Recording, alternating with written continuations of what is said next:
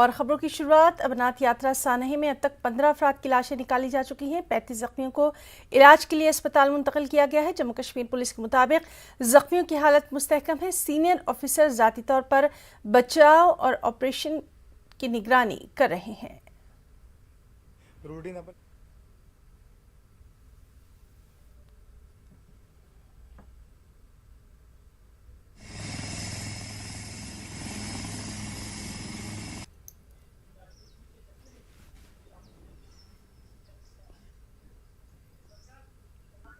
उसके बाद तभी से लेकर अभी तक police, NDRF, security forces, CAPF सारे जवान ऑफिसर लगे हुए हैं। अभी तक में 15 डेड बॉडी रिकवर हो गया है और 35 इंजर्ड हुआ था। सारे को हेली सर्विस से श्रीनगर पहुंचा दिया गया। सारे स्टेबल है और जो आप देख रहे हैं कि सारे हमारे जवान ऑफिसर लगे हुए हैं और डेबरी को हटा रहे हैं और हम लोग शाम तक पूरा डेबरी क्लियर कर देंगे और अगर कोई डेड बॉडी होता है तो रिट्रीव कर देंगे। हमारा पूरा यात्रा चालू होंगी और नागपुर से आए हम और हमारे साथी कम से कम 20-25 लोग साथ में आए हुए हैं और यात्रा आज आराम करेंगे और कल निकलेंगे जोश के साथ। हम लोग कौशाम्बी जिले से आए, उत्तर प्रदेश का एक डिस्ट्रिक्ट पड़ता है प्रयागराज के बगल से। हम लोग करीब 28 तारीख को निकले हुए हैं और कल हम यहाँ आए। हमारा रजिस्ट्रेशन 4 तारीख को हुआ, 8 तारीख को मेडिकल हुआ, 10 की डेट मिली है। कल वहाँ से निकले हैं। यहाँ आने के बाद मौसम खराब होने का पता चला। यहाँ आर्मी का, यहाँ पब्लिक का जो सपोर्ट मिल रहा है, फौजी भाई और गवर्नमेंट के यहाँ से जो अपने यहाँ सभी यात्रियों से अपने ये जो सेवा दे रहे हैं काफ़ी अच्छे से दे रहे हैं। वो अपने अच्छे से तन मन धन से पूरी ड्यूटी निभा।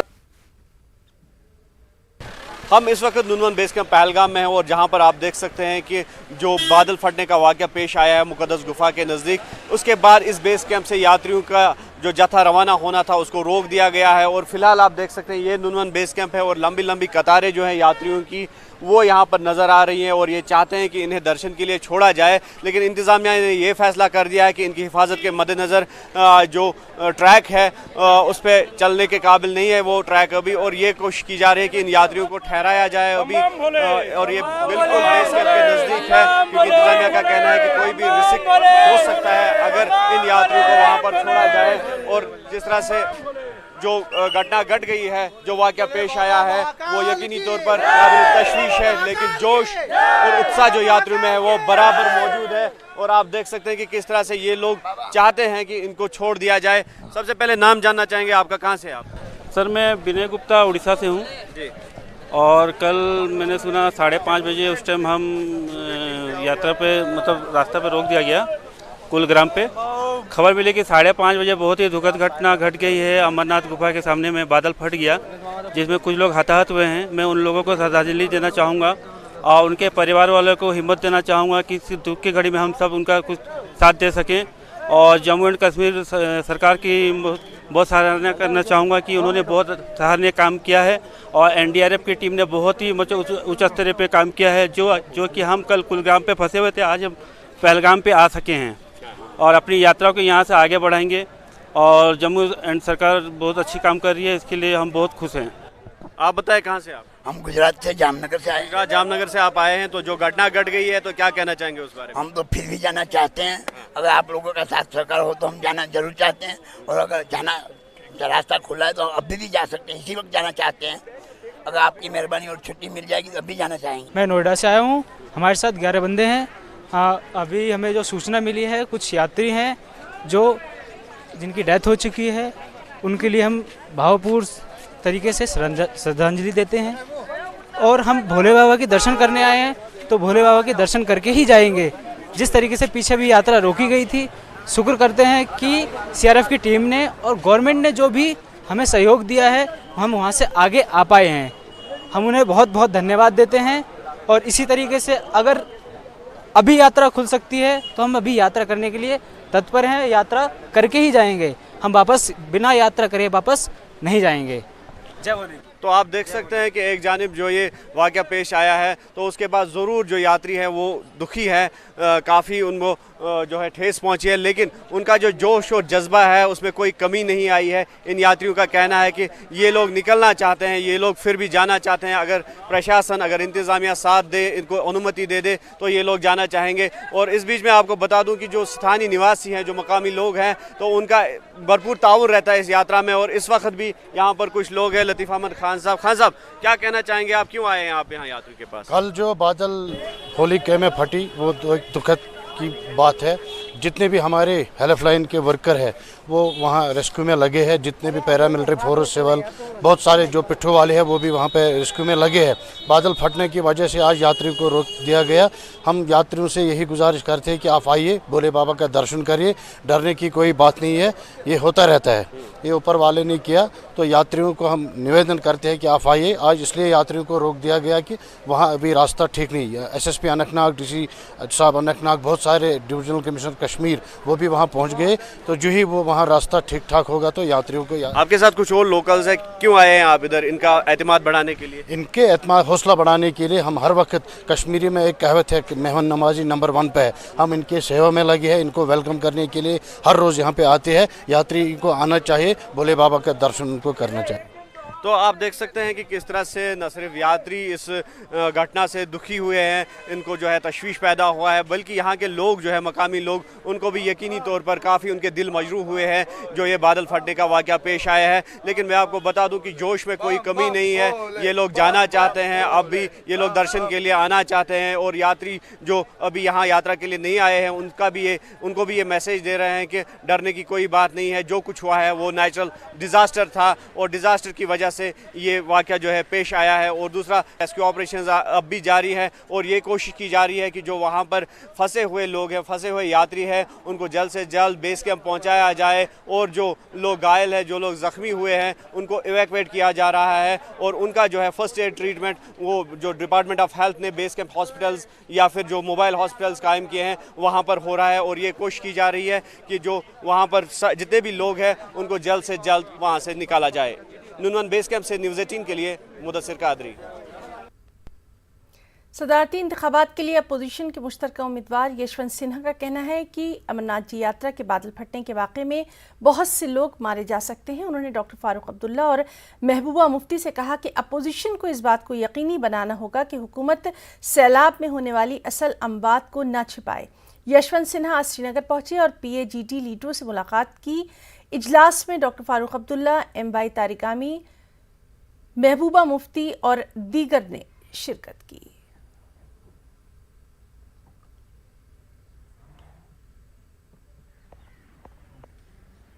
बहुत सख्त अफसोस जाहिर करूंगा जो घटना घटी है अमरनाथ यात्रा में। कितने लोग मारे गए अभी तक उसका सही अंदाज हमारे सामने नहीं है, लेकिन ऐसा लगता है कि बहुत ज़्यादा लोग हलाक हो गए हैं।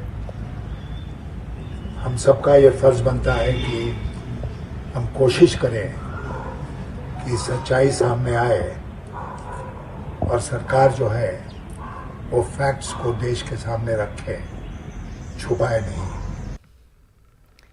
खबर कोरोना के ताल्लुक से है। कोरोना के एक्टिव मामलों में लगातार इजाफा हो रहा है। मुल्क में कोरोना के एक्टिव मामले 1,25,000 से तजावुज़ कर गए हैं।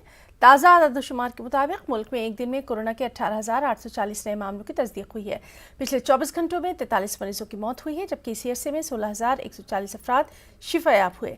कोरोना की यौमिया पॉजिटिविटी रेट 4.14% है।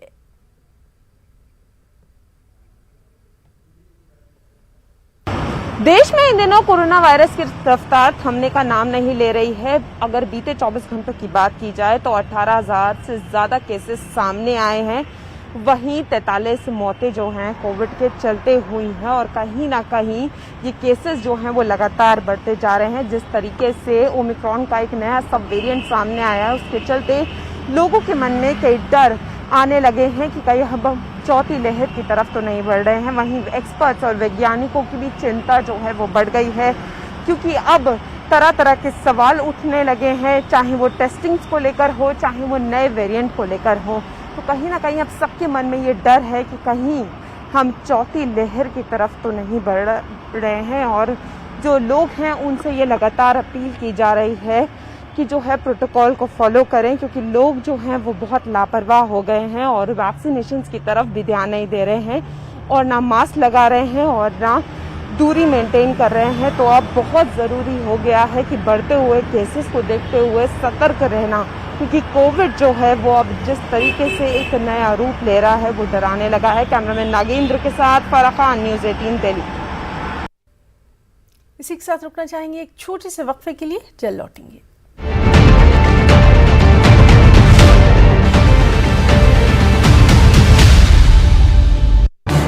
इस न्यूज हेडलाइंस के प्रायोजक पेट सफा आयुर्वेदिक चूर्ण, पेट सफा हर रोग दफा।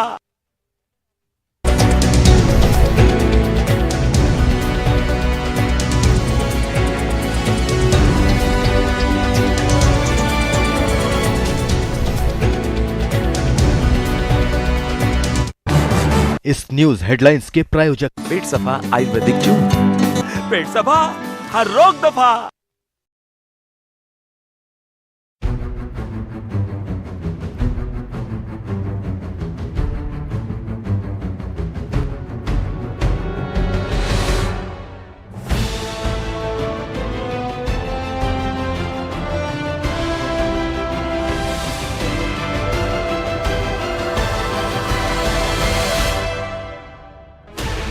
Sixteen channels, 15 languages, 26 states, 1,200 plus reporters, 66.9 crore viewers. India's largest news network, News 18 Network.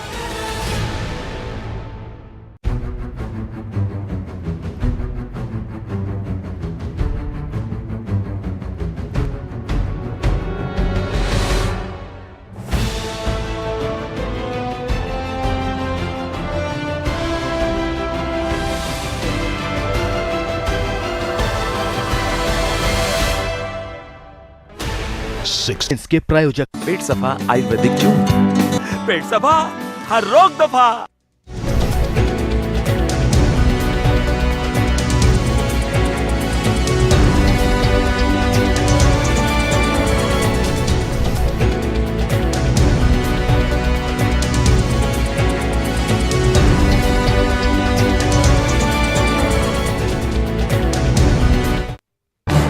इस न्यूज हेडलाइंस के प्रायोजक पेट सफा आयुर्वेदिक चूर्ण, पेट सफा हर रोग दफा।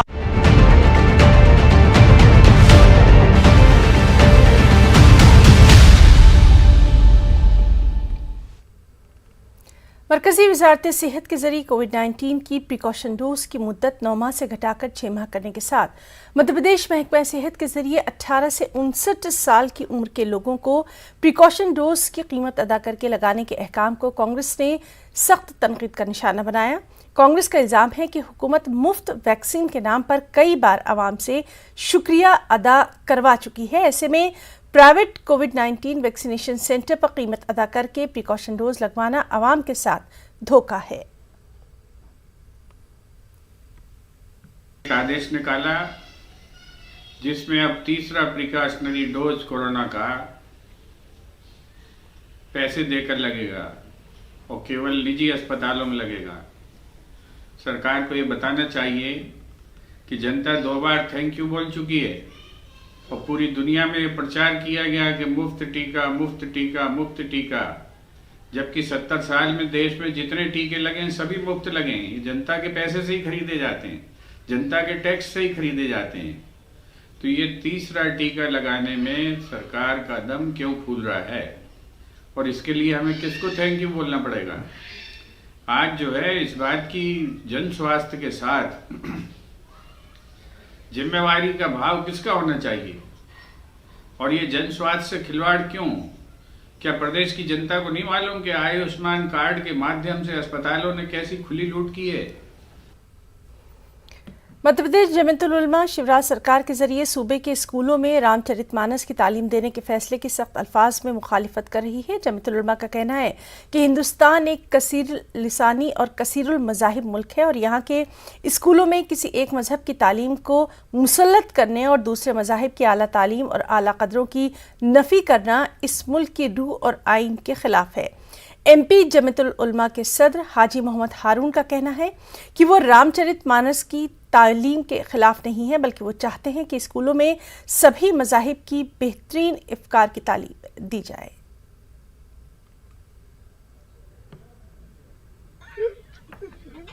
मध्य प्रदेश हुकूमत ने सूबे के स्कूली निसाब में रामचरितमानस को पढ़ाने का फैसला किया है। इसी के साथ साथ हुकूमत ने मध्य प्रदेश में श्री राम संग्रहालय भी बनाने जा रही है, ताकि वहाँ पर भगवान राम के ताल्लुक से जो भी चीज़ें हैं उसको जमा किया जा सके। इस पर बातचीत करने के लिए हमारे साथ मध्य प्रदेश जमीयत उलमा के सदर हाजी हारून साहब मौजूद। हाजी साहब, जो है हुकूमत ने एक बड़ा फैसला किया है कि स्कूलों में रामचरितमानस पढ़ाया जाएगा। बिस्मिल्लाहिर्रहमानिर्रहीम। देखिए, हम अच्छी तरह से ये समझते हैं कि हमारा मुल्क मुश्तरका तहज़ीबों का मुल्क है और मुख्तलिफ़ मज़ाहिबों का मुल्क है। यहाँ तमाम मज़हब के लोग हिंदुस्तान में रहते हैं और हमारे मजहबी नुक्ते नज़र से हज़रत आदम अलैहिस्सलाम हिंदुस्तान में आए जन्नत से, शीश अलैहिस्सलाम का मज़ार भी यहाँ मौजूद है। इस तरह से बहुत सारे नबियों के पंजाब में बहुत सारे नबियों के मज़ारात भी हैं, बराज के अंदर मज़ारात हैं। तो हमारा मुल्क मुश्तरका तहज़ीबों का मुल्क है। किसी एक तहज़ीब को लादना जो है हमारे मुल्क के मफाद में नहीं है। रहा सवाल रामायण का या महाभारत का, तो मैं एक बात बताना चाहता हूँ, हमारी यहाँ की किताबों में पहले से, मौलवी इस्माइल साहब की किताबों में पहले से रामायण और महाभारत पढ़ाई जाती है। ये रामायण और महाभारत पढ़ाने की मुखालफत हम नहीं कर रहे हैं, लेकिन एक रंग में जो रंगना चाहती है हुकूमत, हम उसकी मुखालफत कर रहे हैं। हम चाहते हैं सारे रंग यहाँ भरे जाएँ और प्यार मोहब्बत का माहौल बनाया जाए, रामायण भी पढ़ाया जाए, महाभारत भी पढ़ाया जाए। और हुकूमत रामचरितमानस पढ़ाना चाहती है नहीं, और जो मज़ाहिब हैं उन सबको भी हमारे निसाबों में शामिल किया जाना चाहिए। और मैं ये चाहता हूँ कि इसको बच्चों के बजाय यूनिवर्सिटियों में कंपैरेटिव स्टडी के तौर पर इसको अगर पढ़ाया जाएगा तो मुल्क के नौजवानों को इससे बहुत फ़ायदा होगा। ठीक है, इस मुतालबे को लेकर जमीयत उलमा जो है क्या गवर्नर से या सीएम से मुलाकात करेगी? बिल्कुल, हमारी मांग, हम जमहूरी हमारा मुल्क है, हर शहरी को अपनी बात कहने का हक हासिल है। हम अपनी बात कहेंगे क्योंकि मौलवी इस्माइल साहब की किताबों में भी 100 साल पहले से हम रामायण और महाभारत और सीता जी के ऊपर, श्री कृष्ण के ऊपर, श्री राम के ऊपर सबक पढ़ते रहे। लेकिन ये जो एक भगवा रंग रंगने की जो बात कही जा रही है, हम इसकी मुखालफत करते हैं। हमारा रंग और हमारी तहजीब मुश्तरका है, उसी को जो है कायम रहना चाहिए और इस पर जमहूरी तरीके से जो आवाज़ उठानी चाहिए वो हम उठाएंगे। देखते हैं कि हुकूमत ने जो फैसला किया, जमीयत उलमा कहना कि एक रंग में रंगने की जो कोशिश है उसे मंजूर नहीं है। हुकूमत को चाहिए, क्योंकि हिंदुस्तान एक मुश्तरका तहजीब का मुल्क है, तो इसमें तमाम मज़ाहिब की जो अच्छी चीज़ें हैं उसको निसाब का हिस्सा बनाया जाना चाहिए, ताकि मुश्तरका तहजीब का जो रंग है वो और दुनिया में नुमाया हो सके। कैमरामैन दीपक कुमार के साथ मेहताब आलम, न्यूज़ 18 उर्दू, भोपाल।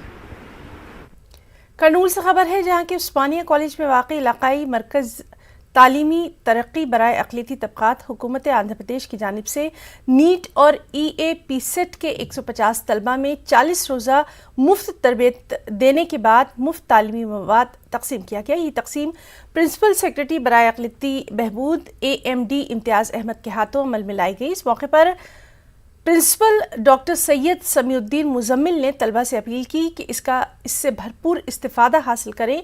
इस मौके पर तदरीसी अमला मोहम्मद रफ़ी, निसार अहमद और दीगर भी मौजूद रहे। जो है regional centre for educational development of minorities है, तो यहाँ पे जो है नीट की कोचिंग दी जा रही है। तो वो स्टूडेंट्स को जो कोचिंग ले रहे हैं उनको जो है आज मटेरियल डिस्ट्रीब्यूट किया गया नीट का। मैं और हमारे उस्मानिया कॉलेज के प्रिंसिपल साहब दोनों और हमारे DMWO साहब और हमारे माइनॉरिटी के स्टाफ वगैरह सब हाजिर थे। तो यहाँ पे जितने भी स्टूडेंट्स जो कोचिंग ले रहे हैं उनको जो है एक मोटिवेशनल लेक्चर भी अरेंज किया गया। मध्य प्रदेश में दूसरे मरहले के बल्दियाती इंतखाबात के लिए सियासी घमासान अपने शबाब पर है। बल्दियाती इंतखाबात के लिए 13 जुलाई को वोट डाले जाएंगे, लेकिन बीजेपी और कांग्रेस लीडरान के जरिए इंतखाबी जलसों में एक दूसरे पर तनकीद करने का सिलसिला जारी है। CM शिवराज सिंह ने MP PCC चीफ कमलनाथ के जरिए वोट न डालने पर जहां उन्हें तनकीद का निशाना बनाया, वहीं कमलनाथ ने शिवराज सिंह हुकूमत के 18 साल को मध्य प्रदेश की पसमानदगी से ताबीर कर डाला।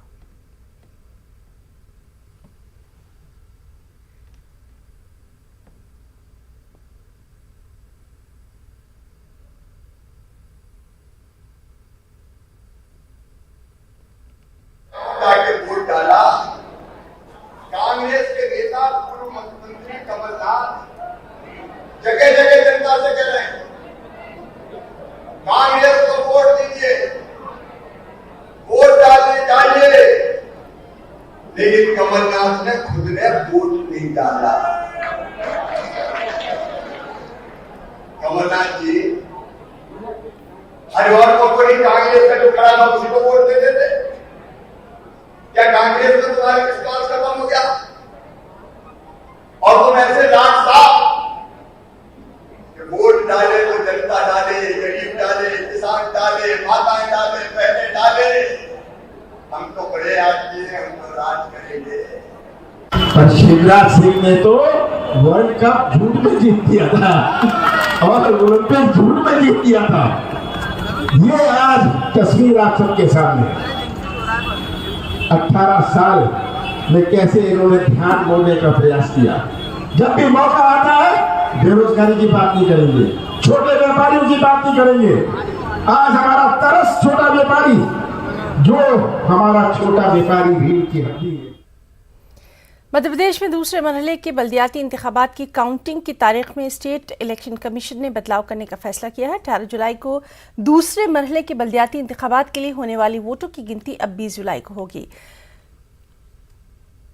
Madhya Pradesh state election commission ने सियासी पार्टियों की मांग के बाद ये अहम फैसला किया।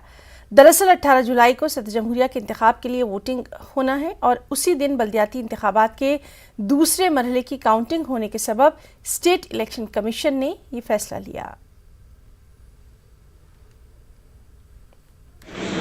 पंचायत चुनाव की डेटों में काउंटिंग के लिए चूंकि उस दिन राष्ट्रपति महोदय का चुनाव है, जिसमें सभी माननीय विधायकगण को उपस्थित रहना ज़रूरी है क्योंकि वोटर वही है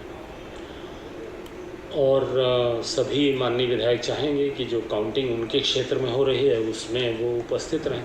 मुझे काफ़ी पहले कांग्रेस पार्टी की ओर से ज्ञापन मिला था, तो मैंने उनसे कहा था कि ये मांग वाजिब है लेकिन सभी पक्षों से आनी चाहिए, तब हमें निर्णय लेने में सुविधा होगी।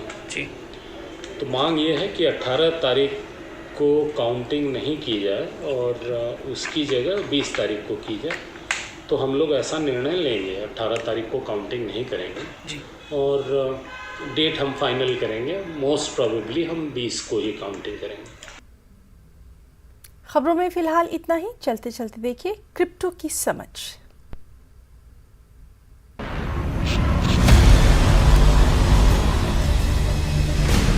ज़ेड पे and news 18 network present crypto की समझ।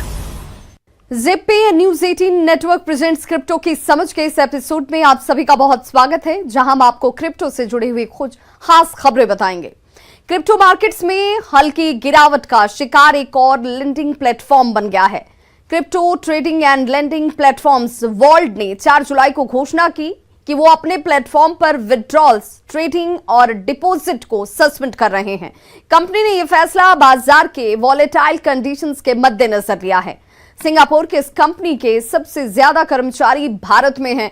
वॉल्ट के सीईओ दर्शन भतीजा ने एक बयान में कहा कि कुछ बड़े बिजनेस पार्टनर की वित्तीय हालत बिगड़ने के बाद वॉल्ट के कारोबार पर असर पड़ा है। साथ ही 12 जून से अब तक ग्राहकों ने वॉल्ट से तकरीबन $198 मिलियन विड्रॉ किए हैं। इस विड्रॉल का सिलसिला टेराफॉर्म लैब्स के यूएसटी स्टेपलिकॉन के कोलैप्स से शुरू हुआ। वॉल्ट ने यह भी हाईलाइट किया कि वो भारत और सिंगापुर के फाइनेंशियल एंड लीगल एडवाइजर्स के साथ रीस्ट्रक्चरिंग ऑप्शंस पर काम कर रहे हैं ताकि वॉल्ट स्टेक होल्डर्स के इंटरेस्ट सुरक्षित रहें। वहां एफबीआई ने $4 बिलियन वन कॉइन फ्रॉड वाली क्रिप्टो क्वीन को 10 मोस्ट वांटेड फ्यूगेटिव्स लिस्ट से में शामिल किया है। 2014 में राजू इग्नेटोवा ने वन कॉइन की स्थापना की, जो बिटकॉइन को टक्कर देने के लिए डिजाइन किया गया था। इग्नेटोवा ने 3 साल में निवेशकों को चूना लगाया, $4 बिलियन कमाया और फरार हो गई। यूरोपोल ने इन्हें पिछले महीने यूरोप की मोस्ट वांटेड लिस्ट में शामिल किया है। इस हफ्ते एफबीआई ने इग्नेटोवा को टॉप 10 मोस्ट वांटेड फ्यूगेटिव्स की अपनी सूची में शामिल किया और हवाला दिया कि कि वो बड़े पैमाने पर फ्रॉड स्कीम को लीड कर रही थी, जिसने दुनिया भर के लाखों निवेशकों को नुकसान पहुंचाया। इन्वेस्टिगेटर का कहना है कि इस बुल्गेरियन बेस्ड प्रोजेक्ट में ट्रांजैक्शंस को सुरक्षित करने वाला कोई ब्लॉकचेन नहीं था। इन्वेस्टिगेटर्स इस लार्ज स्केल फ्रॉड को एक इंटरनेशनल पिरामिड स्कीम कह रहे हैं। Crypto hedge fund 3 arrows capital 3AC US bankruptcy code के चैप्टर 15 के तहत यूनाइटेड स्टेट्स में लेनदारों से सुरक्षा की मांग कर रहा है। ये कोड विदेशी देनदारों को यूएस एसेट्स को शील्ड करने की अनुमति देता है। Singapore based 3AC crypto markets में तेज बिकवाली से प्रभावित सबसे ज्यादा प्रोफाइल वाले निवेशकों में से एक है और इसको लिक्विडेट किया जा रहा है। 3AC के रिप्रेजेंटेटिव्स ने न्यूयॉर्क के साउथर्न डिस्ट्रिक्ट के लिए यूएस बैंक्रप्सी कोर्ट में एक याचिका दायर की है। सिंगापुर के फाइनेंशियल रेगुलेटर ने इस पर सीमा से ज्यादा संपत्ति रखने और झूठी जानकारी देने का आरोप लगाया था। क्रिप्टो करेंसी में मंदी पिछले हफ्ते में एक और गहरी हो गई जब major players liquidations, withdrawal, freezes and trading halt से जूझ रहे थे। तो क्रिप्टो करेंसी में आज बस इतना ही।